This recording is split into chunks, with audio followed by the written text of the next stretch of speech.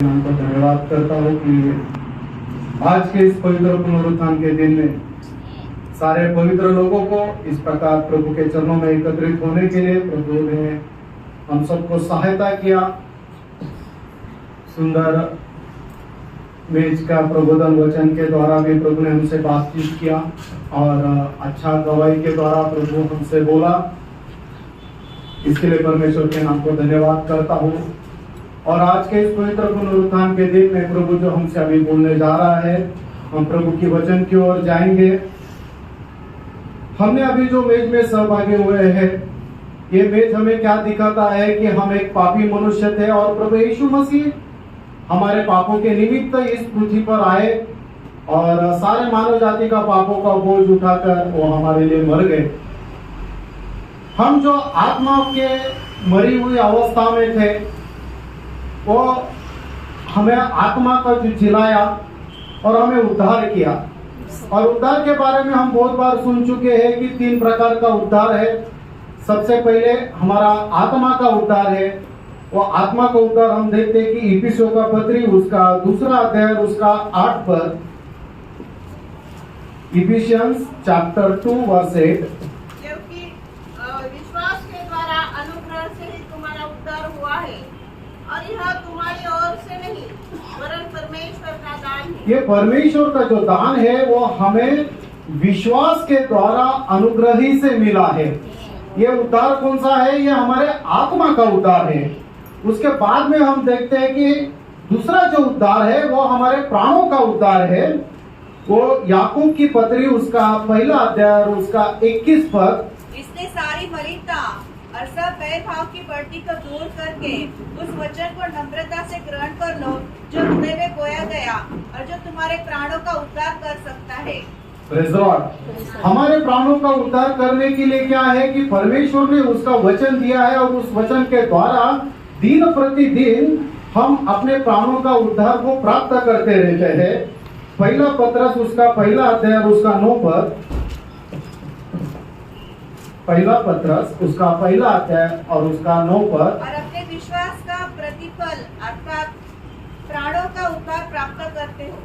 हम अपने विश्वास का जो प्रतिफल है वो प्राणों का उद्धार हम प्राप्त करते हैं। हमारा आत्मा का उद्धार हो गया और आत्मा का उद्धार प्राप्त करने के बाद दिन प्रतिदिन हम अपने प्राणों का उद्धार प्राप्त करते रहते हैं। और एक दिन ऐसा आएगा कि जो हम हमारे शरीर का भी उद्धार को प्राप्त करेंगे। फिलिप्पियों की पत्री उसका 3 अध्याय और उसका 21 पद, वह अपनी शक्ति के उस प्रभाव के अनुसार जिसके द्वारा वह सब वस्तुओं को अपने वश में कर सकता है, हमारी दीनहीन देह का रूप बदल कर अपनी महिमा की देह के अनुकूल बना देगा। और जब प्रभु यीशु मसीह आएगा तब क्या होगा कि ये जो हमारा नश्वर जो मिट्टी का शरीर है, उस मिट्टी के शरीर को रूपांतर करके अपने महिमामय शरीर के समानता में वो बदल डालेगा। तो ये हो गया हमारा शरीर का उद्धार। इस प्रकार हम 3 उद्धार के बारे में देखते हैं। मगर आज के दिन हम मनन करने वाले हैं कि जो हमारा शरीर का उद्धार है, वो शरीर का उद्धार किस प्रकार से है और किसका ये शरीर का उद्धार होने वाला है और ये शरीर का उद्धार होने के लिए हमें क्या करना चाहिए। तो उसके आधार पर आज के मनन के लिए एक वचन पढ़ेंगे, इब्रानियों का पत्री उसका 9 अध्याय उसका 28 पद, वैसे ही मसीह भी बहुतों के पापों को उठा लेने के लिए एक बार बलिदान हुआ और जो लोग उसकी बाट जोते हैं उनके उद्धार के लिए दूसरी बार बिना पाप उठाए हुए दिखाई देगा। यहाँ पर हम देखते हैं कि जो उसकी बाट जोते हैं उनके लिए प्रभु यीशु मसीह बिना पाप के दिखाई देगा। Praise the Lord. मतलब जो उसके आगमन की बाट जोते रहते हैं उन्हीं का शरीर का उद्धार होगा। उन्हीं के लिए प्रभु यीशु मसीह आएगा और उन्हें लेकर जाएगा। Praise the Lord. 1 कोरिन्थियों के पत्री उसका 1 अध्याय 7 से 9 पर, 1 कोरिन्थियों की पत्री उसका 1 अध्याय 7 से 9 पर, यहाँ तक कि किसी वरदान में तुम्हें घटी नहीं और तुम हमारे प्रभु यीशु मसीह के प्रकट होने की बात जोते रहते हो, वह तुम्हें अंत तक दृढ़ भी करेगा कि तुम हमारे प्रभु यीशु मसीह के दिन में निर्दोष ठहरो। परमेश्वर सच्चा है, जिसने तुमको अपने पुत्र हमारे प्रभु यीशु मसीह की संगति में बुलाया है। Praise the Lord। मेरा आवाज पीछे तक आ रहा है, माइक का जरूरत है?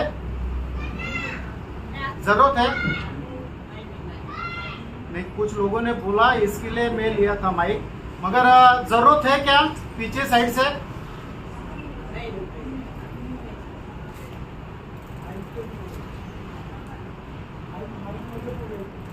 माइक चाहिए?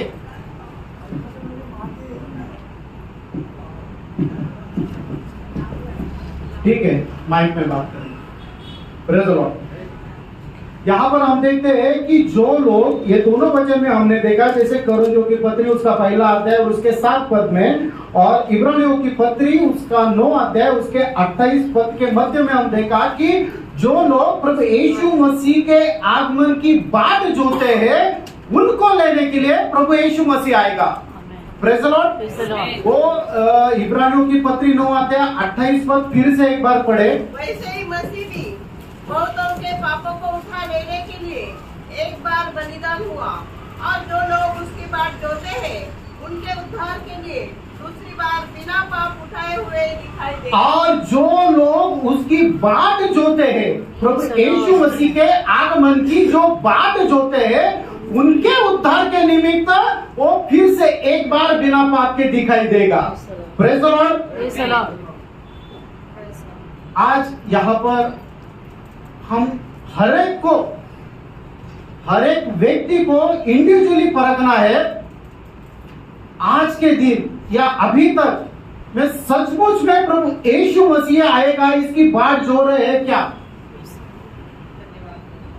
कि प्रभु यीशु मसीह तू जल्दी आ, या प्रभु यीशु मसीह तू आएगा मैं तैयार हूं। सचमुच में हमको खुद को परखना है। ये मन से गवाही या अपने आत्मा से गवाही अपने को मिलता है क्या कि मैं प्रभु यीशु मसीह आपकी बाट जो रहा हूं? क्योंकि हम अगर किसी की बाट जोते हैं तो कितना तैयारी के साथ बाट जोते हैं। अगर हमें कहीं जाना है, ट्रेन की बाट जोते हैं, प्लेन की बाट जोते हैं, या कोई बहुत बड़ा गेस्ट आने वाला है हमारे घर में, जब उसकी आने की बाट जोते हैं तो किस प्रकार की तैयारी के साथ बाट जोते हैं। और हमारा मन हमें ये गवाही देता है ना कि मैं प्रभु की बाट जो रहा हूं या नहीं जो रहा हूं। हम अपने मन को धोखा ना दे, अपने आप को धोखा ना दे। हमारा मन हमें गवाही देता है कि सचमुच में प्रभु यीशु मसीह के आगमन की बाट में जो रहा हूं या नहीं। अगर आज आपका मन आपको यह गवाही दे रहा है कि नहीं, मैं बाट नहीं जो रहा हूं, मैं तो प्रेयर में आता हूं, संगति में आता हूं, प्रार्थना करता हूं, वचन भी सुनाता हूं, वचन भी सुनता हूं, मगर प्रभु यीशु मसीह के आगमन की बाट में नहीं जो रहा हूं, अगर ये आपका मन आपको गवाही देता है तो प्रभु आज के दिन आपसे कहता है कि यह वचन आपके लिए है। ये वचन प्रभु का वचन है। पवित्र आत्मा आप सबसे बात करेगा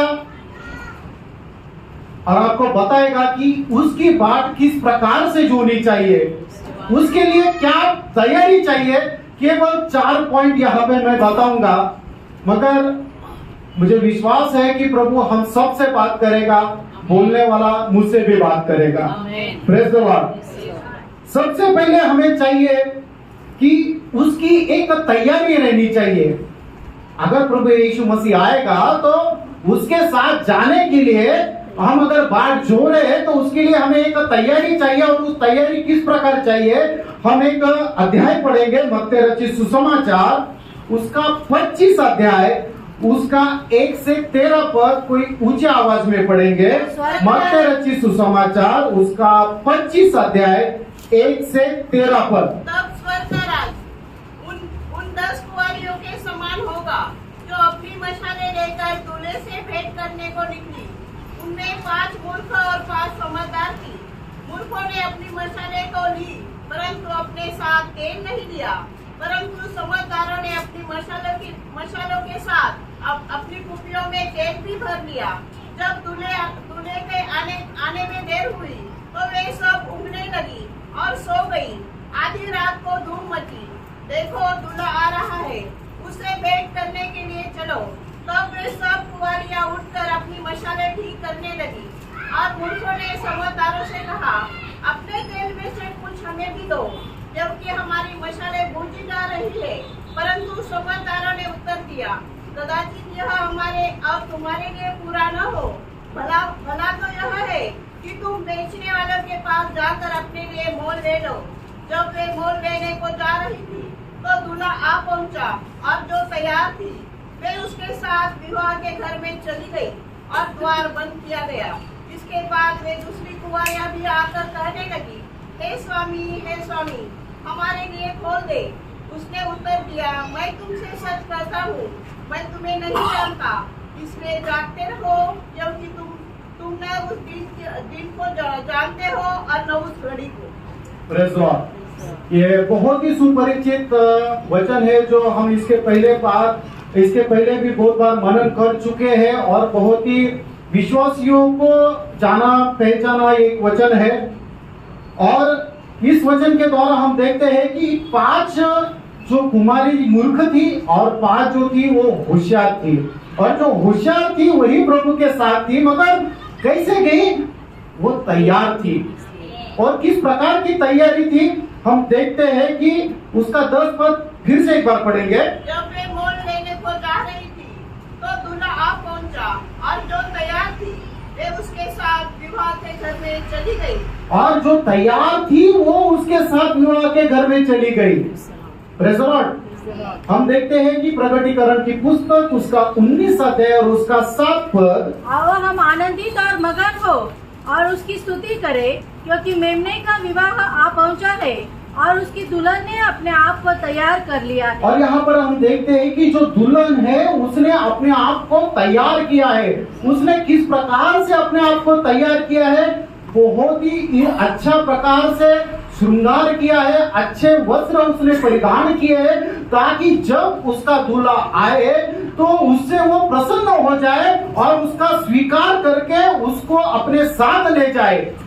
प्रेज़ द लॉर्ड। और उसके 8 पद में हम देखते हैं कि उसने जो परिधान किए हुए जो वस्त्र है उसका क्या मतलब है। प्रकटीकरण 19 अध्याय उसका 8 पद। उसको शुद्ध और चमकदार महीन मलमल पहनने का अधिकार दिया गया, क्योंकि उस महीन मलमल का अर्थ पवित्र लोगों के धर्म के काम है। Praise the Lord. उसने जो परिधान किया हुआ वस्त्र है वो क्या है? पवित्र लोगों के धर्म के काम है। तो हमें प्रभु यीशु मसीह के आगमन की जब बाढ़ जोड़ना है तो उसके लिए हमें मलमल के तलम वस्त्र को परिधान करना है, और ये जो वस्त्र है वो हमारे धार्मिकता के काम है। तो हमें धर्म के काम करते हुए प्रभु यीशु मसीह के आगमन की बात जोड़ना है। ये धर्म के काम किस प्रकार के हैं, ये धर्म के काम कौन से हैं, हम देखेंगे मत्ती रचित सुसमाचार उसका 6 अध्याय उसका 3 और 4 पद। परंतु जब तू दान करे तो जो तेरा दाहिना हाथ करता है उसे तेरा बायां हाथ न जानने पाए, ताकि तेरा दान गुप्त रहे, और तब तेरा पिता जो गुप्त में देखता है तुझे प्रतिफल देगा। Praise Lord. जब भी हम किसी के साथ कुछ उपकार करते हैं या किसी को हेल्प करते हैं, किसी को मदद करते हैं, किसी का प्रार्थना करते हैं, या किसी को प्रभु के लिए अगर कुछ दान देते हैं, तो बिल्कुल भी हमें ये अपना जो दाहिना हाथ करता है वो बाएं हाथ को पता नहीं रहना चाहिए। इसका मतलब क्या कि इधर से जो किया वो यहां तक नहीं आया। इसका मतलब क्या? ये हाथ से इंफॉर्मेशन ये हाथ में कैसे जाएगी? दिमाग के थ्रू। Praise the Lord. बुद्धि के थ्रू हमें इधर से इधर इंफॉर्मेशन ट्रांसफर होती है। इसका मतलब क्या कि अगर हम कुछ भी दान देते हैं तो वो भूल भी जाना चाहिए, हमारे बुद्धि में नहीं रहना चाहिए। अगर हम किसी को दिखाने के लिए अगर करते हैं तो वो धर्म के काम नहीं है। उसके आगे हम देखते हैं मत्ती रचित सुसमाचार 6 अध्याय उसका 6 पद। परंतु जब तू प्रार्थना करे तो अपनी कोठरी में जा और द्वार बंद करके अपने पिता से जो गुप्त में है प्रार्थना कर। और हमें प्रार्थना भी तो किस प्रकार से करनी है कि जब हम प्रार्थना करें तो हम अपना द्वार बंद करें और जो हमारा पिता गुप्त में है उससे प्रार्थना करें। Praise the Lord. तो वो हमें आशीष देगा। लोगों को दिखाने के लिए प्रार्थना ना करें। Praise the Lord. क्योंकि फिर ये अधर्म का काम हो जाएगा। अगर संसार को या दुनिया को दिखाने के लिए हम जो भी करते हैं वो धार्मिकता का काम नहीं गिना जाता। हम उसका 17 पद देखेंगे, सॉरी 14 पद, मत्ती रचित सुसमाचार 6 अध्याय उसका 14 पद। इसलिए यदि तुम मनुष्य के अपराध क्षमा करोगे तो तुम्हारा स्वर्गीय पिता भी तुम्हें क्षमा करेगा। Praise Lord. हमारा धार्मिकता का काम क्या है कि अगर हमें कोई क्षमा मांगे या ना मांगे हमें क्षमा देनी है, क्योंकि हमें भी क्षमा प्राप्त हुए, इस कारण हमें भी दूसरों को क्षमा देनी है। Praise the Lord. उसका आगे हम देखते हैं मत्ती रचित सुसमाचार उसका 6 अध्याय उसका 17 पद। परंतु जब तू उपवास करे तो अपने सिर पर तेल मल और मुंह धो।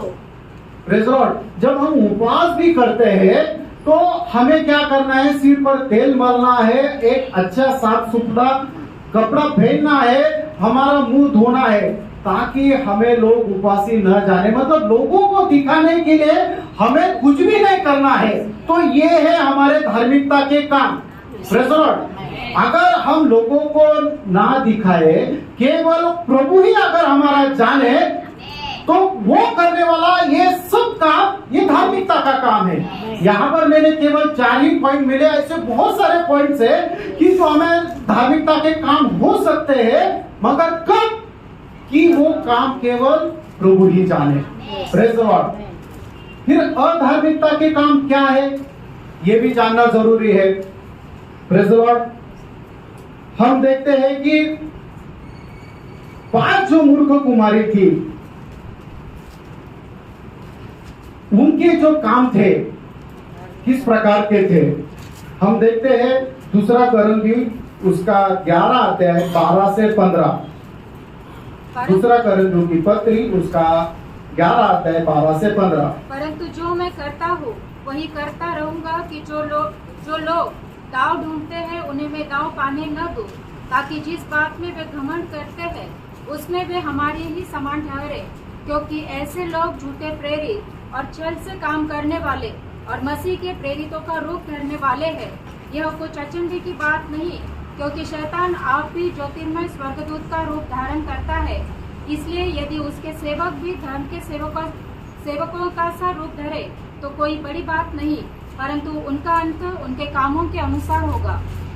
यहाँ पर हम देखते हैं कि 10 कुमारियां थी, 10 की 10 पूरी रीति से तैयार की थी। अगर हमको हमारे सामने वो 10 कुमारी आई तो शायद हम भी नहीं पहचान पाएंगे कि उसमें होशियार कौन 5 है और मूर्ख कौन 5 है, क्योंकि एक ही जैसा पहराव है, एक ही कलर की उन्हें साड़ी पहनी है, एक ही तरह का सब श्रृंगार है, एक ही तरह की सब मशाले है, उनकी मशाले भी जल रही है। तो हम बिल्कुल भी नहीं पहचान पाएंगे कि इसमें से 5 जो कुमारी है वो मूर्ख कौन है और होशियार कौन है।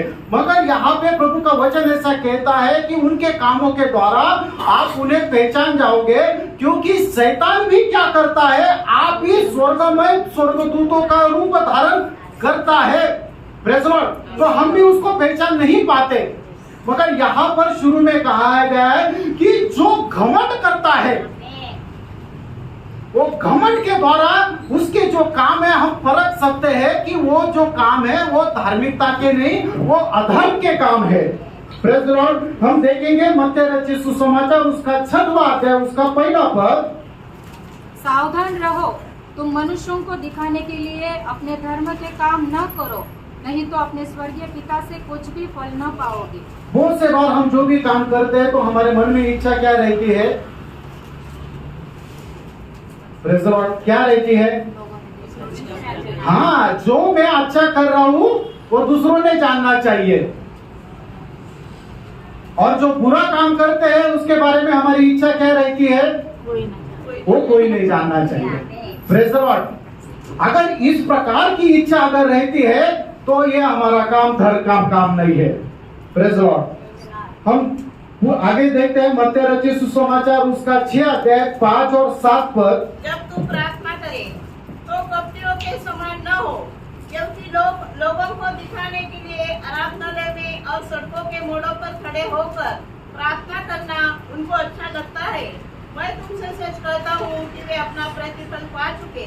परंतु जब तू प्रार्थना करे, प्रेज़ लॉर्ड, यहाँ पर ये जो कहा गया है, जो प्रार्थना के बारे में और दान के बारे में, ये किसके बारे में कहा गया है? प्रभु यीशु मसीह किसके बारे में बोल रहा है? शास्त्री और फरीसी लोगों, वहां के जो सबसे बड़े शास्त्री और फरीसी लोग हैं उनके बारे में कह रहा है। और उन्हें कहा है कि है कपटी शास्त्री और फरीसी, क्योंकि वो क्या करते थे कि जब कभी भी कुछ दान देते थे तो वो दान देने के पहले अपने आगे एक ढोल बजाते थे। ढोल बजाकर वो दान देते थे कि मैं इतना दान दे रहा हूं। हम देखते हैं कि वो जो विधवा ने दान दिया था वो कितना 2 आना या 2 दिनार ऐसा कुछ, 2 दमड़ी था, मतलब 2 पैसा हम बोल सकते हैं। और उसने इतना चुपके से डाला, प्रेज़ लॉर्ड। मगर जो बड़े बड़े लोग आए थे उन्होंने बड़ा बड़ा दान डाला और उनका यही इच्छा था कि लोग जान पाए कि मैंने कितना डाला।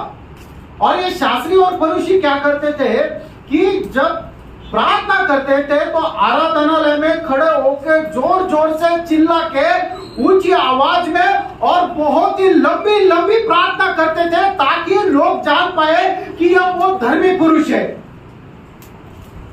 दूसरा, जब वो घर से निकलते थे, वो घर से निकलने का उनका समय इस प्रकार से रहता था कि एक ठीक नियुक्त समय पे, ताकि वो पहुंचे कि जब वो बाजार में हो, कि जैसे कि अगर समझो सुबह का 10 बजे का टाइम है, उस सुबह के 10 बजे के टाइम में शास्त्री फरीसी जहां कहीं भी है वहां उन्होंने प्रार्थना करना चाहिए।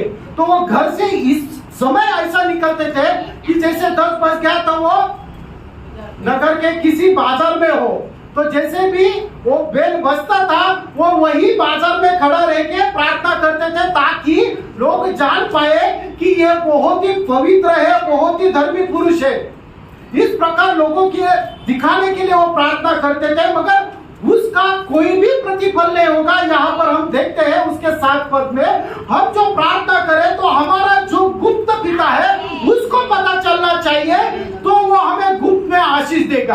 Praise the Lord. उसके आगे हम देखते हैं मत्ती रचित सुसमाचार उसका 6 अध्याय और उसका 15 पद। और यदि तुम मनुष्य के अपराध क्षमा न करोगे तो तुम्हारा पिता भी तुम्हारे अपराध क्षमा न करेगा। Praise the Lord. हमारे धर्म के काम यही है कि हमें दूसरों के पापों की क्षमा करनी चाहिए, दूसरों के अधर्म की क्षमा करनी चाहिए। अगर हमारे विरुद्ध में अगर कोई कुछ बात बोले, हमारे विरुद्ध में कोई कुछ काम करे, तो हमें उसे क्षमा देनी चाहिए। अगर हम क्षमा नहीं देते तो हमारा ये जो काम है ये अधर्म का काम है। Praise the Lord. और उसके 16 पद में हम देखते हैं, जब तुम उपवास करो तो कपटियों के समान तुम्हारे मुंह पर उदासी न छाई रहे, क्योंकि वे अपना मुंह बनाए रहते हैं ताकि लोग उन्हें उपासी जाने। ये है अधर्म के काम, कि अपना मुंह ऐसा बना के रखना है कि मैंने दिन भर कुछ खाया ही नहीं, या 2 दिन से कुछ खाया नहीं है, 1 हफ्ते से कुछ खाया नहीं है। इस प्रकार से वो अपना हालत बना के रखते हैं ताकि लोग जान पाए कि ये उपासी है, ये फास्टिंग में है, ऐसा लोगों को दिखाने के लिए। मगर ये जो भी काम करते हैं तो ये काम किसके लिए है? ये सब के सब अधर्म के काम है। ऐसे काम करने वाले प्रभु के साथ उठा लिए नहीं जाएंगे। और इनकी इच्छा यही है कि लोग हमें कुछ अच्छा जाने, लोग हमारी प्रशंसा करें। Praise the Lord. अगर किसी एक व्यक्ति हम देखते हैं कि बहुत ही नम्र है, उसकी नम्रता अगर पहचानिए कि सचमुच में ये नम्र है क्या, तो उसके विरुद्ध में कुछ करके देखो, फिर पता चलेगा वो कितना नम्र है। अगर काम भी नहीं किया, अगर उसको जाके किसी ने बोला भी कि ये तुम्हारे बारे में ऐसा ऐसा बोल रहा था, तुरंत वो आदमी उसके ऊपर गुस्सा हो जाएगा, नाराज हो जाएगा, शायद उसने बोला भी हो या नहीं भी बोला हो, ये बात को वो तहकीकात नहीं करेगा, मगर लोगों को ये रहता है कि सब लोग मुझे अच्छा कहे, मेरे बारे में अच्छा कहे, मैं कितना अच्छा काम करता हूं, ये लोगों को लगता है कि मेरे बारे में लोगों ने बोलना चाहिए। और कुछ लोग ऐसे हैं कि मेरे बारे में किसी ने अच्छा नहीं बोला तो भी मुझे कोई प्रॉब्लम नहीं, मगर मेरे बारे में किसी ने बुरा भी नहीं बोलना चाहिए। Praise the Lord. बहुत सारे लोगों का विचार ऐसा है कि मेरी कोई प्रशंसा करे या ना करे मुझे कोई दिक्कत नहीं है, मगर मेरा कोई अपमान भी नहीं करना चाहिए। Praise the Lord. हम देखते हैं कि जब राजा दाऊद जा रहा था तो शिमी आ गया, और शिमी आने के बाद में उसको गाली देने लगा, पत्थर मारने लगा। राजा दाऊद था, उसके साथ बड़े बड़े सैनिक थे, बड़े बड़े योद्धा थे, उनके हाथ में शस्त्र थे। और उस समय में जो शाऊल के घराने का एक व्यक्ति है जो शिमी, वो आके राजा दाऊद को गाली देने लगा, शाप देने लगा और पत्थर मारने लगा। हम पढ़ेंगे दूसरा शमूएल उसका 16 अध्याय 5 और 6 पद। जब दाऊद राजा बहुरीम तक पहुंचा, तब शाऊल का एक कुटुंबी वहां से निकला। वह गेरा का पुत्र शिमी था और वह कोसता हुआ चला आया। वह दाऊद पर और दाऊद के सब कर्मचारियों पर पत्थर फेंकने लगा, और शूरवीरों समेत सब लोग उसकी दाहिनी बाई दोनों ओर थे। शिमी कोसता हुआ यो बकता गया, दूर हो खूनी, दूर दूर हो ओछे, निकल जा। यहोवा ने तुझसे शाऊल के घराने के खून का पूरा बदला लिया है, जिसके स्थान पर तू राजा बना है। यहोवा ने राज्य यहाँ पर हम देखते हैं कि ये शाऊल के घराने का जो शिमी है वो दाऊद को कोस रहा था, यहाँ तक कि पत्थर भी मार रहा था। उस समय राजा के साथ में बहुत ही योद्धा लोग थे। Praise the Lord. उस योद्धा लोगों में से उनका जो सरदार था योद्धाओं में से, वो बोला कि इसको भी यहाँ पे मार डालते हैं, ये राजा के विरुद्ध में बात कर रहा है। तो दाऊद राजा जो प्रभु की आत्मा से परिपूर्ण था, उसने क्या कहा? उसके 10 पद में, दूसरा शमूएल 16 आता है उसका 10 पद। राजा ने कहा, सूर्या के बेटो, मुझे तुमसे क्या काम? वह जो कोसता है और यहोवा ने जो उसे कहा है कि दाऊद को शाप दे, तो उससे कौन पूछ सकता है कि तूने ऐसा क्यों किया? Praise the Lord.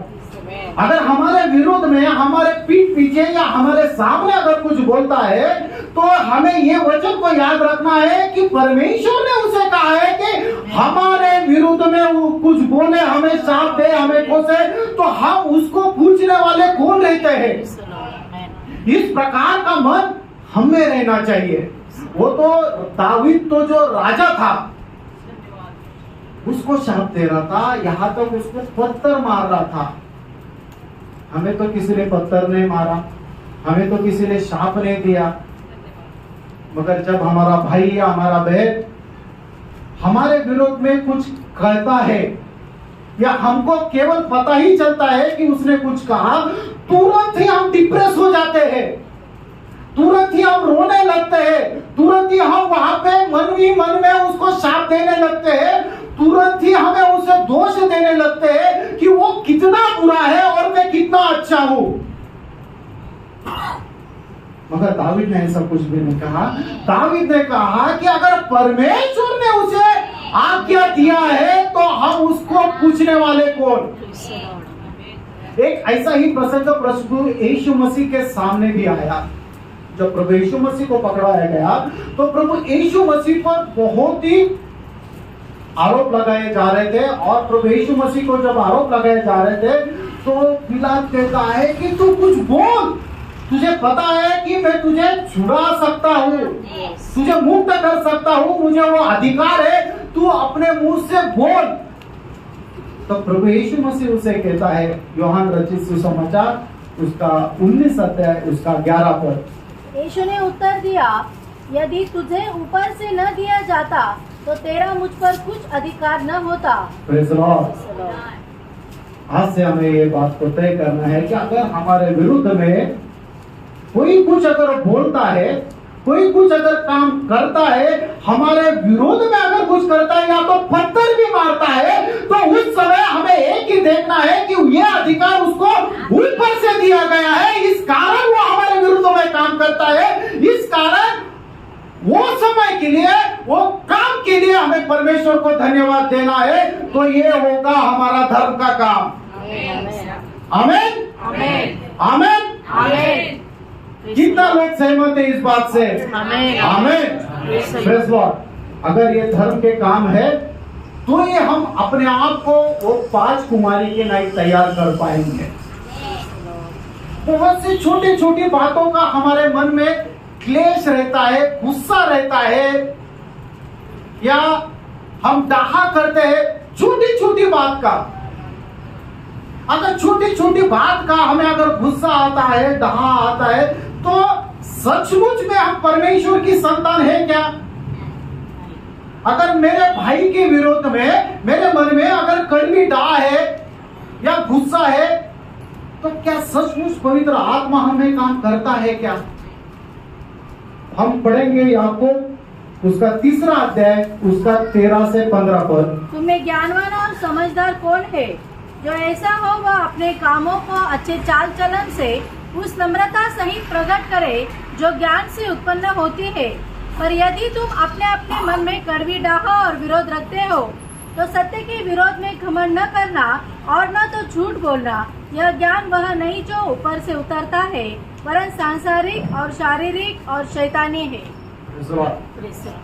यहाँ पर हम देखते हैं कि उसके 15 वचन में कहा है कि ये ज्ञान वो नहीं है कि जो ऊपर से आता है, और उसके 14 पद में कहा है कि अगर तुम्हारे मन में कड़वी डाहा है तो सत्य के विषय में घमंड ना करना। Praise Lord. तो आज से हमें यह परख कर देखना है कि अगर मेरे मन में कभी भी किसी के विरोध में कड़वी डाहा निकलती है, तो यह ज्ञान वो नहीं है जो ऊपर से आता है। अगर मेरे मन में किसी के विरोध में गुस्सा आता है, तो यह ज्ञान वो नहीं है जो ऊपर से आता है। अगर मेरे मन में किसी के बारे में प्रेम के अलावा अगर कुछ भी है, तो यह ज्ञान वो नहीं है जो ऊपर से आता है। आमीन, आमीन। तो ऊपर से आने वाला ज्ञान क्या है, हम उसके आगे के वचन में पढ़ेंगे। क्योंकि जहाँ डाह और विरोध होता है, वहाँ बसेरा और हर प्रकार के दुष्कर्म होता है।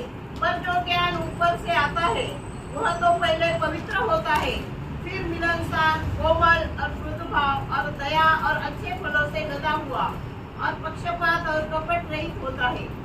ऊपर से जो ज्ञान आता है वो पूरी रीति से प्रेम से भरा हुआ होता है। प्रेम के अलावा उसमें कुछ नहीं होता है। वो कोमल होता है, मृदु होता है, हर प्रकार के अच्छे फलों से लदा हुआ होता है।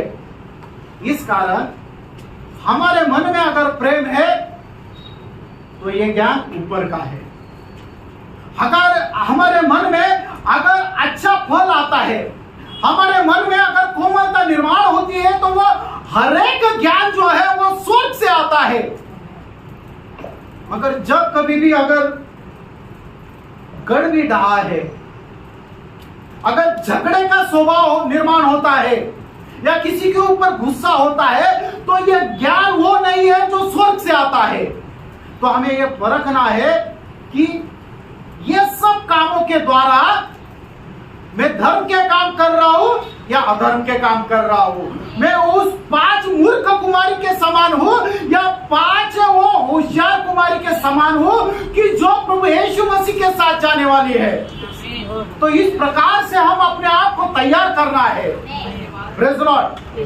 दूसरी तैयारी हम देखेंगे कि हमें किस प्रकार से ये करना है। हम देखेंगे मत्ती रचित सुसमाचार उसका 25 अध्याय और उसका 8 पद। और मूर्खों ने समझदारों से कहा, अपने तेल में से कुछ हमें भी दो। क्योंकि हमारी मशालें बुझी जा रही हैं। हमारी मशालें बुझी जा रही हैं। Praise Lord. उन्होंने तैयारी तो की थी, मगर उसका जो तेल था उन्होंने तेल नहीं लिया था। मगर जो 5 होशियार कुमारी थी उन्होंने तेल लिया था। इस कारण वो होशियार जो थी उनका जो मशाले वो जल रही थी, मगर जो मूर्ख थी उनकी मशाले जो है वो बुझ रही थी। हमें भी अपने पवित्र आत्मा को बुझने नहीं देना है। हमारा पवित्र आत्मा जो परमेश्वर ने हमारे आत्मा के अंदर डाला है वो हर समय जलते रहना चाहिए। प्रेषित पौल कहता है कि पहला थिस्सलुनीकी पत्री उसका 5 अध्याय और उसका 19 पद, आत्मा को न बुझाओ। Praise the Lord. आत्मा को ना बुझाओ। अगर हमारा बुझ जाएगा तो प्रभु हमसे बात करना छोड़ देगा। Praise the Lord. आज यहाँ पर हम बैठे हुए हैं, हमको हर एक को जिसको पवित्र आत्मा मिला है, हमें अपने आप को परखना है कि मुझे जो पवित्र आत्मा मिला है आज भी वो जल रहा है क्या? आज भी पवित्र आत्मा मुझ में कार्य कर रहा है क्या? आज भी परमेश्वर मुझे हर एक उसके पवित्र राह पर उसके आत्मा के द्वारा अगुवाई करके चला रहा है क्या? अगर नहीं तो हमारा आत्मा बुझने की अवस्था में है या तो बुझ भी गया है। हम देखेंगे एक ऐसे व्यक्ति के बारे में जिसको तो आत्मा मिला था, मगर उसके कुछ कार्य के वजह से वो आत्मा शोकित हो गया, दुखित हो गया और उससे चला भी गया। पहला शमूएल उसका 15 अध्याय उसका 18 पद। और यहोवा ने तुझे एक विशेष कार्य करने को भेजा और कहा, जाकर उन पापी अमालेकियों का सत्यानाश कर, और जब तक वे मिट न जाए तब तक उनसे लड़ता रहो। यहाँ पर हम देखते हैं कि परमेश्वर ने जो इस्राएल का पहला राजा शाऊल था, उस पहले राजा शाऊल को यह आज्ञा दी थी कि जाकर उस अमालियों को पूरी रीति से मार डालना। जो गाय बैल उनके जो भी प्राणी थे, यहाँ तक सबके सब मनुष्यों को मार डालना। ये क्यों कहा था? क्योंकि इस्राएल लोग जब उसके जंगल की यात्रा में थे, मरुभूमि में चल रहे थे, जो दुर्बल लोग पीछे थे उनके ऊपर अमालेकियों ने हमला किया था। परमेश्वर ने ये याद रखा और जब समय आया तब शाऊल के द्वारा परमेश्वर ने यह आज्ञा दी, शमूएल के द्वारा शाऊल को यह आज्ञा दी गई थी, जाके उनका सत्यानाश कर। तब राजा शाऊल ने क्या किया, हम उसके 15 पद में देखते हैं। पहला शमूएल 15 अध्याय 15 पद। शाऊल ने कहा, वे तो अमालेकियों के यहाँ से आए हैं, अर्थात प्रजा के लोगों ने अच्छी अच्छी भेड़ बकरियां और गाय बैलों को तेरे परमेश्वर यहोवा के लिए बलि करने को छोड़ दिया है, और बाकी सब तो हमने सत्यानाश कर दिया। हाँ, राजा शाऊल ने क्या किया कि जो भी उनमें से अच्छा था उसको रख छोड़ा। Praise the Lord. और वहां रखा। तब जब शमूएल उसके पास गया और शमूएल ने जब पूछा, तब राजा शाऊल शमूएल को कहता है कि परमेश्वर की आज्ञा के अनुसार मैंने सबको मार दिया। तब शमूएल जाके उससे पूछता है कि ये तो मुझे किस चीज का आवाज सुनाई दे रहा है। तब राजा ने कहा कि जो योद्धा लोग थे, उन योद्धा लोगों ने क्या किया, उनमें से जो अच्छे गाय बैल भेड़ बकरियां थी, वो तेरे परमेश्वर को होमार्पण करने के लिए उन्होंने रखा है। अब वो क्या कहता है कि तेरा परमेश्वर, वो ये नहीं कहता हमारा परमेश्वर या मेरा परमेश्वर। शमूएल को कहता है कि तेरा परमेश्वर को बलिदान करने के लिए उसमें से कुछ रख छोड़ा है। Praise the Lord. इस प्रकार हम देखते हैं कि परमेश्वर ने दिया हुआ शाऊल को जो आज्ञा है, वो आज्ञा का उसने पूरी रीति से पालन नहीं किया। उसने पालन किया, ऐसा नहीं है। उसको कहने के लिए है कि हाँ मैंने उनको मार दिया, मगर 1%, 1%, 0.5% उतना उसने रख छोड़ा ताकि वो परमेश्वर के लिए अर्पण कर सके। Praise the Lord।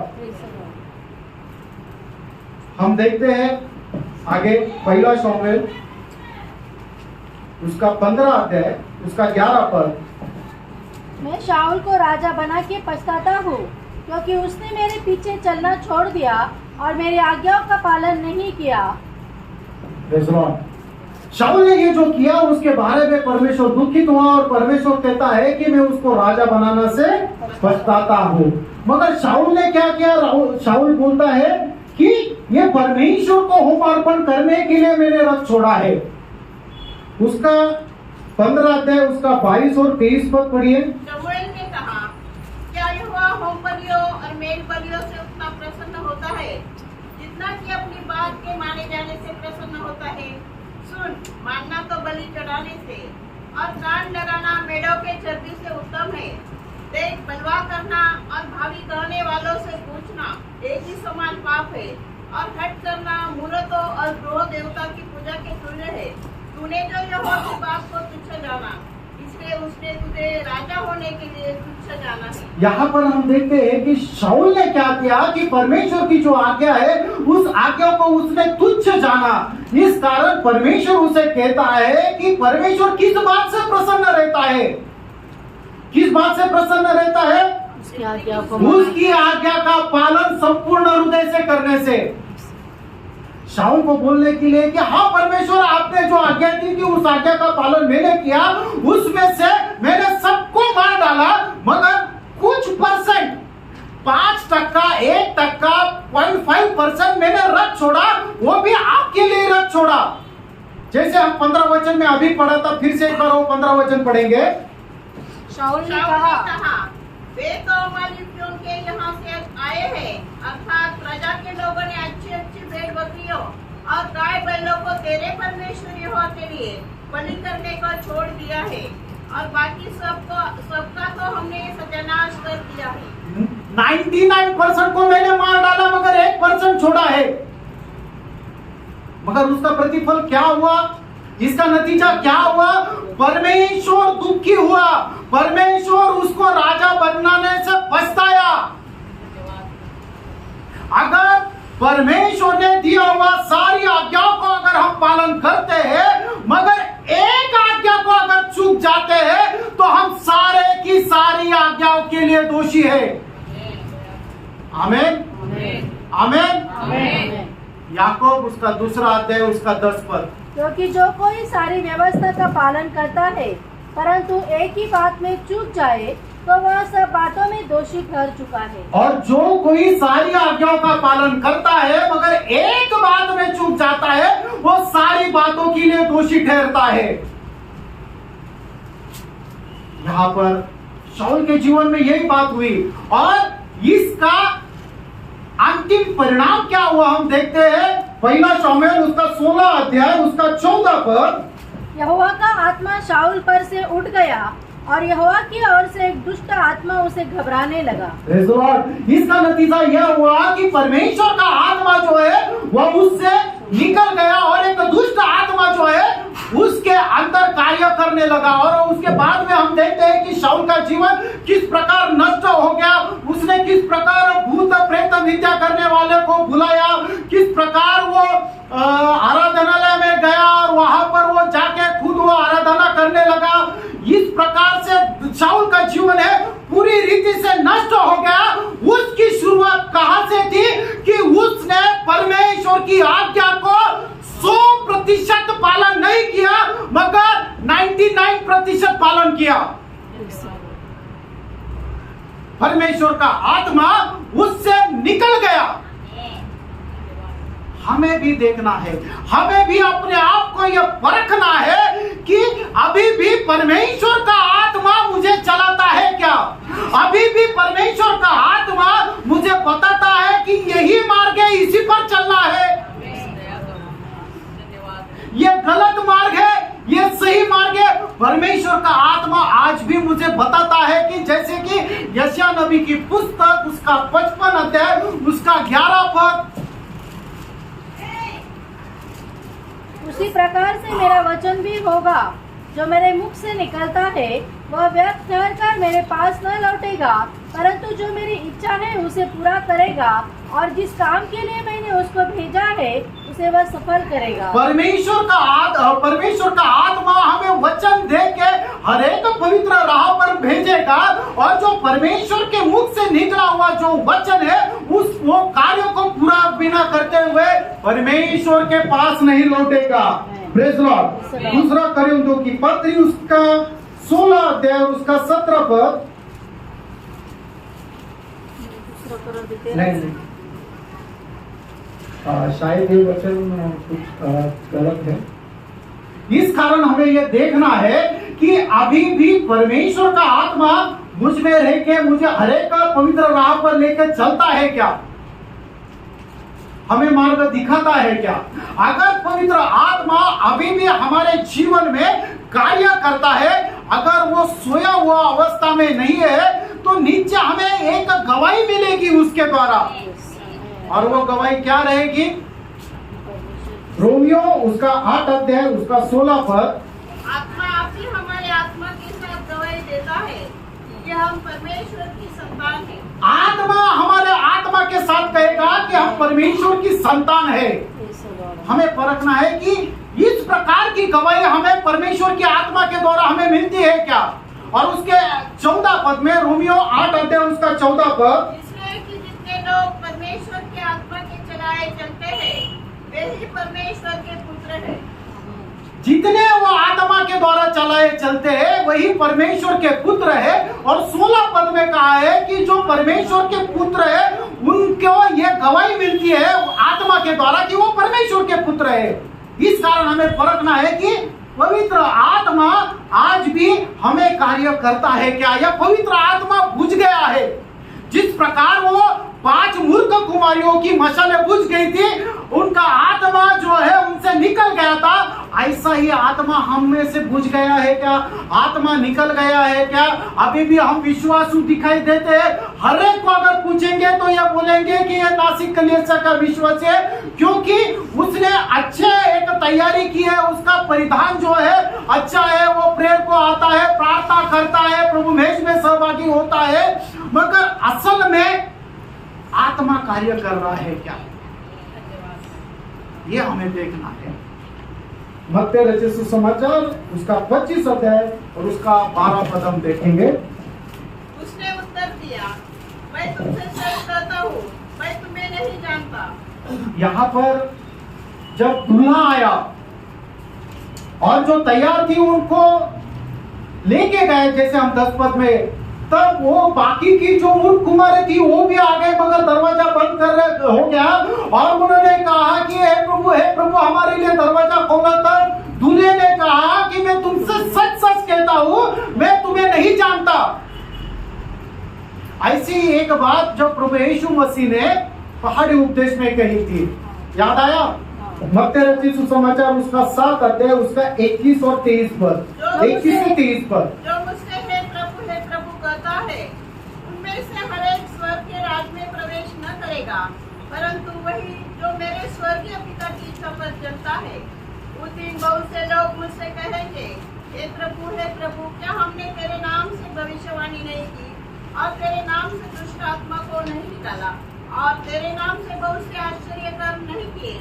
तब मैं उनसे खुलकर कह दूंगा, मैंने तुमको कभी नहीं जाना, हे कुकर्म करने वालों, मेरे पास से चले जाओ। यहाँ पर प्रभु यीशु मसीह कहता है कि जो मुझे हे प्रभु कहता है वो स्वर्ग के राज्य में नहीं जाएगा।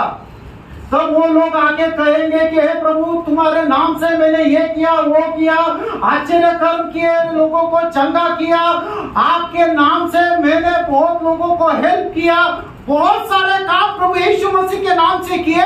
उस समय उन लोगों को प्रभु यीशु मसीह कहता है कि मैं तुमसे सच सच कहता हूँ, मैं तुम्हें नहीं जानता। जिस प्रकार वो 5 मूर्ख कुमारी को प्रभु ने कहा कि मैं तुम्हें नहीं जानता, उसी प्रकार जो व्यक्ति अपने आप में रह के जो काम करेगा, जो व्यक्ति बिना आत्मा की अगुवाई लिए जो कुछ भी काम करेगा, वो काम प्रभु का नहीं रहेगा, और उससे प्रभु कहेगा मैं तुम्हें नहीं जानता। Praise the Lord। इस कारण हमें देखना है कि हमारा आत्मा आज भी कार्य कर रहा है क्या, वो जल रहा है या वो चमक रहा है क्या, या बुझ रहा है। आत्मा की वाणी आज भी हमें सुनाई दे रही है क्या। हर एक कार्य जब हम करते हैं आत्मा हमें कहता है कि ये गलत है, या आत्मा हमें कहता है कि ये तुम्हें करना चाहिए। अगर आत्मा हमें कहता है कि ये करना चाहिए और अगर हम नहीं करते तो क्या होगा, आत्मा हमसे निकल जाएगा, जैसे शाऊल के जीवन में होगा। इस कारण पवित्र आत्मा हमें जो जो बातें करने के लिए कहता है वो काम हमें करना है। और अगर आत्मा हमें कुछ कहता ही नहीं है तो हमें ये जांचना है कि सचमुच में पवित्र आत्मा आज भी मुझ में कार्य कर रहा है क्या। ये तो बहुत ही गहरा पश्चाताप के साथ प्रभु के उपस्थिति में बैठना है। Praise the Lord. हमने अभी तक दो बातें देखी कि जो 10 कुमारियां थी उन्होंने उसमें से 5 कुमारियों ने किस प्रकार से तैयारी की थी और 5 ने किस प्रकार से की थी। दूसरी बात देखते हैं कि 5 कुमारियों की जो मशालें थी वो जल रही थी और जो 5 कुमारी की थी वो बुझ गई थी, उनका आत्मा बुझ गया था। तीसरी बात हम देखते हैं उसका 4 पद, मत्ती रचित सुसमाचार उसका 25 अध्याय उसका 4 पद। परंतु समझदारों ने अपनी मशालों के साथ अपनी टोपियों में तेल भी लिया। और जो समझदार थी उनको पता था कि मुझे अंधेरे में चलना है और जब मुझे दूल्हा आएगा तो मुझे रोशनी की जरूरत है, यह बात उनको पता थी।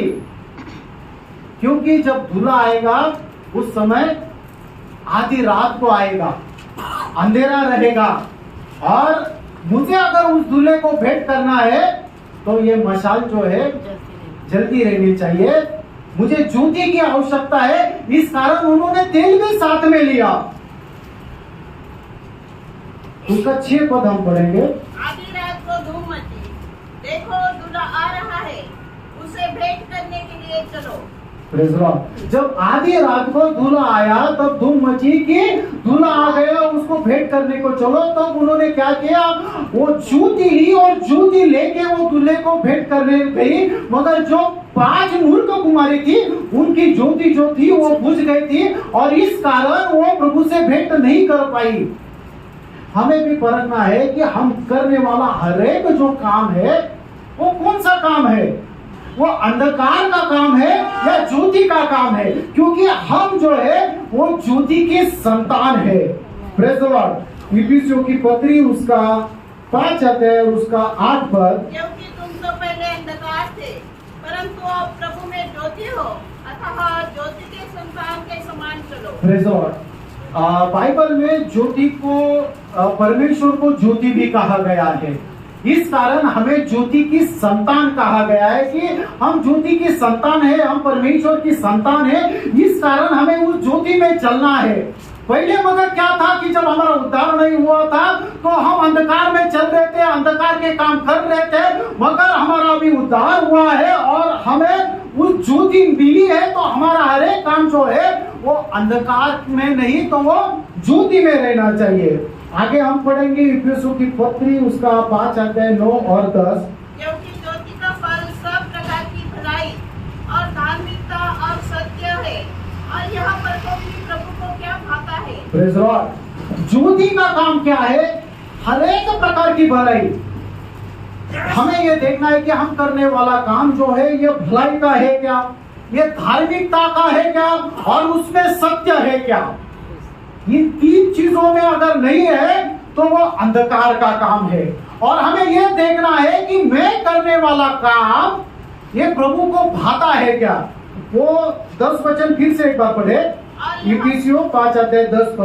और यहाँ परखो कि प्रभु को क्या भाता है। प्रभु को परखो कि क्या भाता है। अगर हम परमेश्वर को परख कर हम अपने कामों को परख कर कि ये परमेश्वर को भाता है और ये जानकर अगर करेंगे तो वो काम होता है हमारा ज्योति का काम। मगर अंधकार का काम हम देखते हैं उसका 11-12 पद में। अंधकार के निष्ठुर कामों में सहभागी न हो वरन उन पर बुलाना दो, क्योंकि उनके गुप्त कामों की चर्चा भी लज्जा की सी बात है।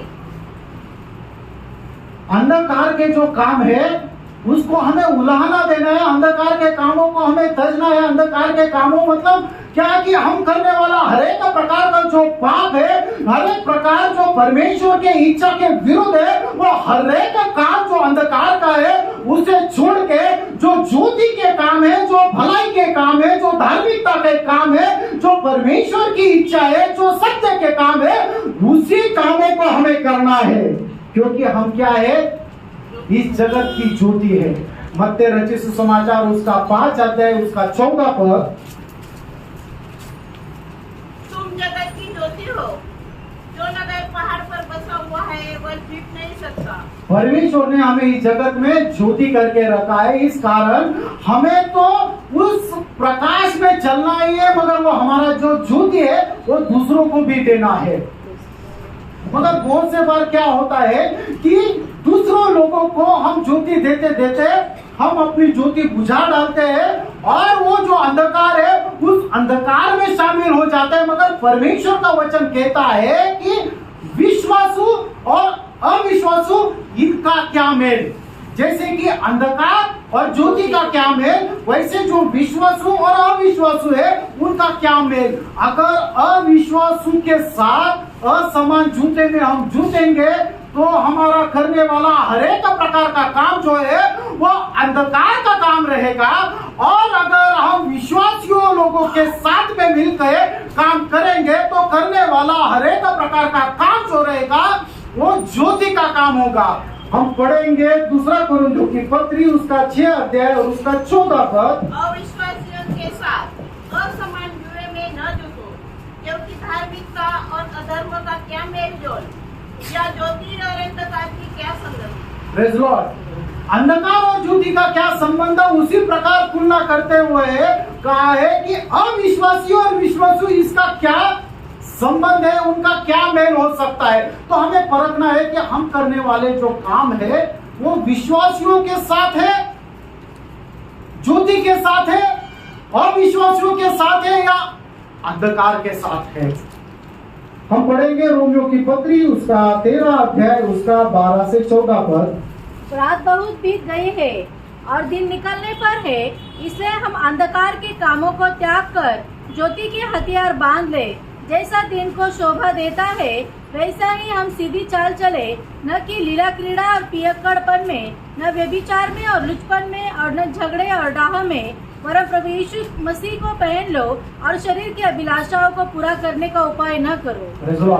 यहाँ पर विस्तार किया हुआ हर एक प्रकार का जो अंधकार का काम है हमें परख के देखना है कि इस प्रकार से अंधकार का काम हमें कुछ है क्या।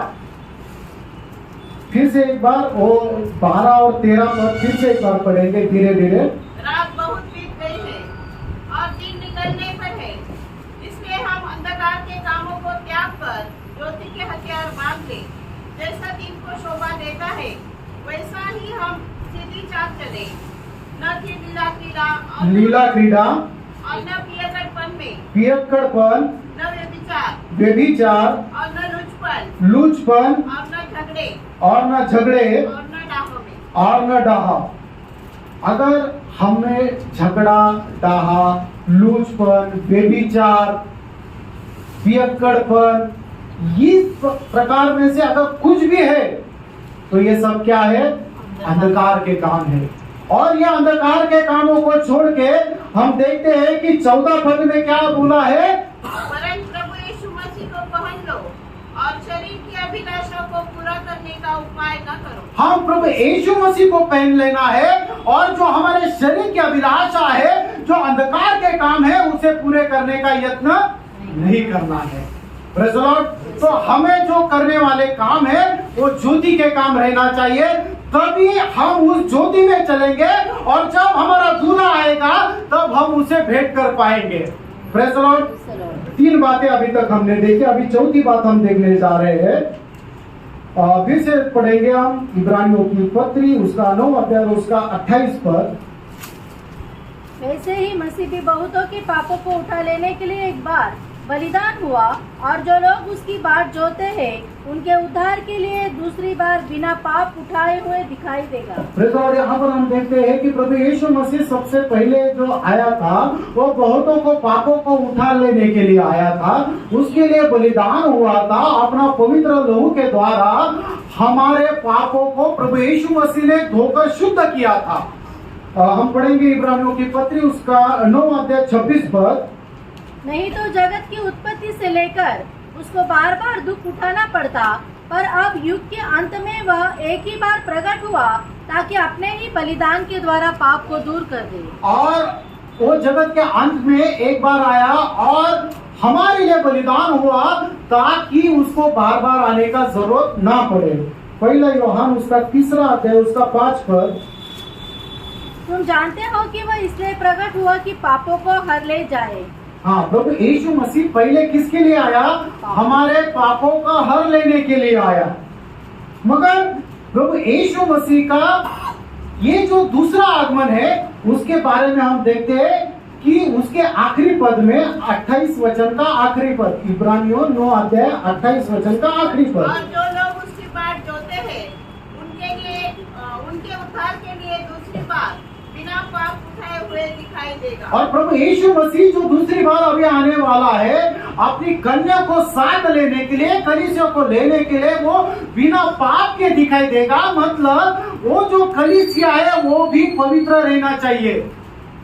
हम देखते हैं कि पहला यूहन्ना उसका 3 अध्याय उसका 2 और 3 पद।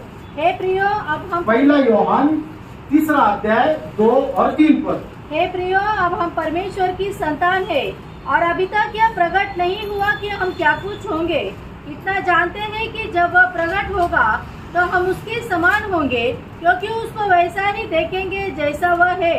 और जो कोई उस पर यह आशा रखता है वो अपने आप को वैसा ही पवित्र करता है जैसा वो पवित्र है। Praise Lord. प्रभु यीशु मसीह के आने के बाद हम क्या कुछ होंगे हमें पता नहीं, मगर हम ये जानते हैं कि हम उसे वैसा ही देखेंगे जैसा वो है। इस कारण जो कोई ये आशा रखता है वो अपने आप को वैसा ही पवित्र करेगा जैसा वो पवित्र है। Praise Lord. तो प्रभु यीशु मसीह जो अपने दुल्हन को लेके आने वाला है उसमें तैयारी के साथ एक महत्वपूर्ण बात है कि वो एक निर्दोष रहनी चाहिए, वो कलीसिया एक पवित्र रहनी चाहिए। उसने अपने आप को पवित्र करना चाहिए, क्योंकि पवित्रता के बिना कोई भी प्रभु को नहीं देख सकता। इब्रानियों की पत्री उसका 12 अध्याय उसका 14 पद। सबसे मेल मिलाप रखो और उस पवित्रता के खोजी हो जिसके बिना कोई प्रभु को कदापि न देखेगा। Praise Lord. बिना पवित्रता के हम प्रभु को बिल्कुल भी नहीं देख सकते। इस कारण हमें अपने आप को पवित्र करना है। Praise Lord. मगर हमें किस प्रकार अपने आप को पवित्र करना है? इफिसियों की पत्री उसका 5 अध्याय उसका 26 पद। कि उसको वचन के द्वारा जल के स्नान से शुद्ध करके पवित्र बनाए। प्रभु यीशु मसीह हमें पवित्र बनाता है। किस प्रकार? उसका वचन देकर, उसके वचन के द्वारा हमें धोकर शुद्ध करता है, ताकि हमें किसी प्रकार का कलंक, किसी प्रकार की झुर्री ना हो, तो हम किस प्रकार हो? निष्कलंक और निर्दोष हो। उसके 27 पद में हम देखेंगे। और उसे एक ऐसी तेजस्वी कलीसिया बनाकर अपने पास खड़ी करे जिसमें न कलंक, न झुर्री, न और कोई ऐसी वस्तु हो, वरन पवित्र और निर्दोष हो। इस कारण हमें क्या करना है कि हमें जो परमेश्वर का वचन आता है, ये वचन मेरे लिए है और ये वचन हमसे बात करता है। और जब पवित्र आत्मा के द्वारा परमेश्वर का वचन हमसे बात करता है तो हमें सबसे पहले ये देखना है कि मेरे जीवन में ये वचन के संबंध क्या क्या गलती है, क्या क्या बात है जो मुझे काट डालनी चाहिए, जो छाट डालनी चाहिए, क्या क्या ये बात है कि मेरे जीवन में और उसे जोड़नी चाहिए। जब ये हम देखेंगे तो दिन प्रतिदिन हम रूपांतरित होते जाएंगे, शुद्ध होते जाएंगे और परमेश्वर उसके वचन के द्वारा हमें धोता रहेगा, शुद्ध करता रहेगा। एक बार हम धोए गए हैं जो परमेश्वर के रक्त के द्वारा। इब्रानियों की पत्री उसका 13 अध्याय उसके 12 पर। इसी कारण यीशु ने भी लोगों को अपने ही लहू के द्वारा पवित्र करने के लिए फाटक के बाहर दुख उठाया। Praise the Lord। एक बार क्या हुआ कि हमें आत्मा के द्वारा धोकर शुद्ध किया, उसके पवित्र लहू के द्वारा, मगर प्रभु अभी हमें जो पवित्र बनाता है उसके वचन के द्वारा, उसके आत्मा के द्वारा। Praise the Lord। जैसे कि हम देखते हैं कि यूहन्ना रचित सुसमाचार में भी अभी तुम जो वचन सुन रहे हो उसके द्वारा तुम शुद्ध हो गए हैं। Praise the Lord। प्रकटीकरण के पुस्तक में ही पहले अध्याय में हम देखते हैं कि ये जो वचन जो सुनने वाला, सुनाने वाला और मानने वाला जो है वो धन्य है। Praise the Lord। तो ये वचन जो हम सुनते हैं उसके द्वारा हम पवित्र होते जाते रहते हैं। इस कारण हमें हर समय परमेश्वर की वाणी को सुनना है, उसे ग्रहण करना है, और जो पाप का कार्य है उसे हमें दूर करते रहना है।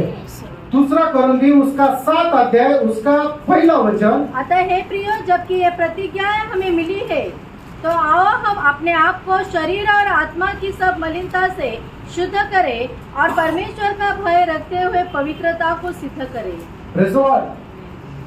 हमें ये जो प्रतिज्ञा मिली है तो हम सारे प्रकार की जो मलिनता के कार्य है उसे दूर करें।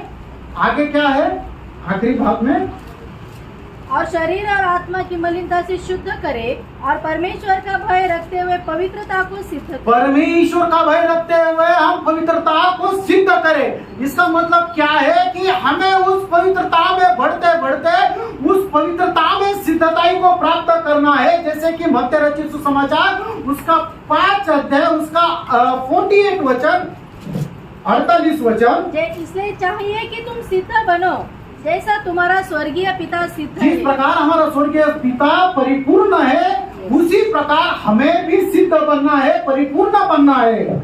और ये परिपूर्णता हमें किस प्रकार से मिलती है? परमेश्वर के आत्मा के द्वारा। पहला कुरिन्थी उसका 6 अध्याय 9 से 11 पद। क्या तुम नहीं जानते कि अन्यायी लोग परमेश्वर के राज्य के वारिस न होंगे? धोखा न खाओ, न वेश्यागामी, न मूर्ति पूजक, न परस्त्रीगामी, न लुच्चे, न पुरुषगामी, न चोर, न लोभी, न पियक्कड़, न गाली देने वाले, न अंधेर करने वाले परमेश्वर के राज्य के वारिस होंगे। और तुम में से कितने ऐसे ही थे, परंतु तुम प्रभु यीशु मसीह के नाम से और हमारे परमेश्वर की आत्मा से धोए गए और पवित्र हुए और धर्मी ठहरे। यहाँ तक हम देखते हैं कि बहुत सारे ऐसे पाप हमारे जीवन में थे, मगर परमेश्वर के पवित्र आत्मा के द्वारा हमें धोया गया और हमें पवित्र बनाया गया। इस कारण हमें परमेश्वर का आत्मा हमारे आत्मा में कार्य करने के लिए हमें उसे मौका देना है। अगर हम मौका ही नहीं देंगे परमेश्वर का वचन कार्य करने के लिए, पवित्र आत्मा को कार्य करने के लिए, तो वो आत्मा हमसे दुखी होके वो निकल जाएगा, वो कार्य नहीं करेगा। Praise the Lord. हमें ये जानना है कि आज भी पवित्र आत्मा हमें रह के कार्य करता है क्या? अगर कार्य करता है तो निश्चय हमारे प्राणों का उद्धार वो कर रहा है। हम शुरू में देख रहे थे कि 3 प्रकार के उद्धार है। एक तो हमारा आत्मा का उद्धार हो गया, हमारे प्राणों का उद्धार हो रहा है, और एक दिन ऐसा आएगा कि हमारे शरीर का भी उद्धार होगा। मगर शरीर का उद्धार कब होगा? कि जब हम उसके आगमन की बाट जोते रहेंगे। और उसके आगमन की बाट जोने के लिए हमें एक तैयारी रहनी चाहिए। और वो तैयारी कैसी है? 4 बातें देखी हमने कि सबसे पहले हमें धर्म के काम करने हैं। दूसरा, हमारा जो आत्मा है वो आत्मा को जलाए रखना है, उसे बुझने नहीं देना है। तीसरी बात हमने देखी कि हम ज्योति के काम करें या ज्योति के संतान के नाम नहीं काम करें, जो अंधकार के काम है, जो पाप के काम है, उसे दूर करें। और चौथी बात हमने देखी कि हम अपने आप को पवित्र करें, शुद्ध करें, और उस शुद्धता में, उस पवित्रता में यहाँ तक बढ़े कि जैसा हमारा स्वर्गीय पिता परिपूर्ण है उस प्रकार से परिपूर्ण हो। इस प्रकार से हम उसकी अगर बात जोएंगे तो निश्चय प्रभु यीशु मसीह के आगमन में उठा लिए जाएंगे। ये सबसे महत्वपूर्ण बात हम देखेंगे कि प्रभु यीशु मसीह के आगमन में कौन उठा लिया जाएगा और कितने लोग उठा लिए जाएंगे। हम उद्धार पाए हैं, हम सोचते हैं कि प्रभु आएगा मैं जाऊंगा। अभी भी अगर मैं पूछूंगा कि प्रभु आएगा और मैं जाऊंगा, अगर जितने लोगों को यह विश्वास है वो प्रभु की स्तुति करे। आवाज ही नहीं आया, फिर से एक बार पूछता हूं। जिसको यह विश्वास है कि प्रभु आने के बाद मैं उसकी दुल्हन बनकर मेरे दूल्हे के साथ जाएगा, वो जोर से प्रभु की स्तुति करे। मतलब आधा ही आवाज आया, 50%। वो कुमारियों के समान ही है। 10 कुमारी थी, 5 रह गई, 5 चली गई। Praise the Lord. उसके 10 पद में हमने कहा कि जो तैयार थी वो उसके साथ चली गई। Praise the Lord. मतलब कितनी? 50%। समझते हैं ना? 10 में से 5 बोले तो कितना परसेंट? 50%, हाफ। लूक उसका 17 अध्याय उसका 34 पद। मैं तुमसे कहता हूँ, उस रात 2 मनुष्य एक खाट पर होंगे, एक ले लिया जाएगा और दूसरा छोड़ दिया। 2 मनुष्य एक अपने बिछौने पर सोए रहेंगे, 2 में से एक ही जाएगा, एक रह जाएगा। कितना परसेंट? 50%। उसका 35 पद। 2 स्त्रियां एक साथ चक्की पीसती होंगी, एक ले ली जाएगी और दूसरी छोड़ दी जाएगी। 2 जो स्त्रियां है वो दोनों भी उतार पाई हुई है, ऐसा उनका कहना है। मगर उनके काम जो है वो धर्म के, एक के धर्म के थे, एक के धर्म के नहीं थे। एक के अंदर आत्मा कार्य कर रहा था, एक के अंदर आत्मा कार्य नहीं कर रहा था। एक के काम ज्योति के थे, एक के काम अंधकार के थे। एक ने अपने आप को पवित्र किया था, एक ने अपने आप को पूरा रीति से पवित्र नहीं किया था। इस कारण जो 2 स्त्रियां थी उसमें से एक नहीं, एक रह गई। 50%। उसका 36 पद। लूक 17 अध्याय 36 पद। 2 जन खेत में होंगे, एक ले लिया जाएगा और दूसरा छोड़ा जाएगा। खेत में काम करने वाले कितने लोग थे? 2 लोग थे। उसमें से कितना गया? एक गया, एक रह गया। फिर 50%।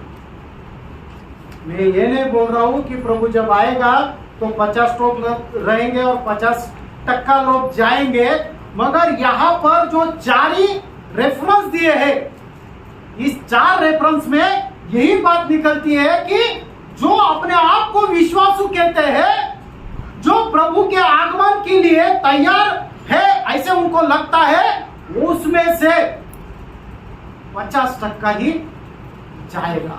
क्योंकि 50% जो अपने को लगता है विश्वासु है, मगर असल में वो विश्वासु नहीं है। इस कारण आज अपने आप को परखना है। ये कौन से टके में मैं आता हूं? ये 5 में आता हूं। जो सोया हुआ 1-2 है उसमें से उठा लिए जाना 1 में आता हूं। जो जूतने वाली औरत है जो उठा ली गई उसमें आता हूं, जो रह गई उसमें आता हूं। जो खेत में काम करने वाले 2 है उसमें से जो 1 उठा लिया उसमें मैं आता हूं। या रह जाने बहुत ही रोकर, बहुत ही पश्चाताप के साथ हमें अपने आप को परखना है और पवित्र आत्मा से हमें यह गवाही प्राप्त करनी है कि आज मैं अगर उठा लिए जाने में से नहीं आ रहा हूं तो उसके लिए मुझे क्या करना है? पूरी रीति से मुझे पश्चाताप करना है, प्रभु के आत्मा में हो जाना है, अपने हर एक प्रकार के बुराई को धोकर शुद्ध करना है और पवित्र आत्मा से यह गवाही पाना है कि हाँ प्रभु तू आ, मैं तैयार हूं। और जिसको आज के तारीख में यह गवाही मिल रही है कि प्रभु मैं तेरे लिए तैयार हूं, तू आ, मैं आऊंगा, उसको भी रोना है। जिसको यह गवाही मिल रही है कि मैं जाऊंगा, मैं तैयार हूं, उसको भी रोना है। जिसको यह गवाही मिल रही है कि मैं नहीं जाऊंगा, उसको भी रोना है। उसको अपने पश्चाताप के लिए रोना है।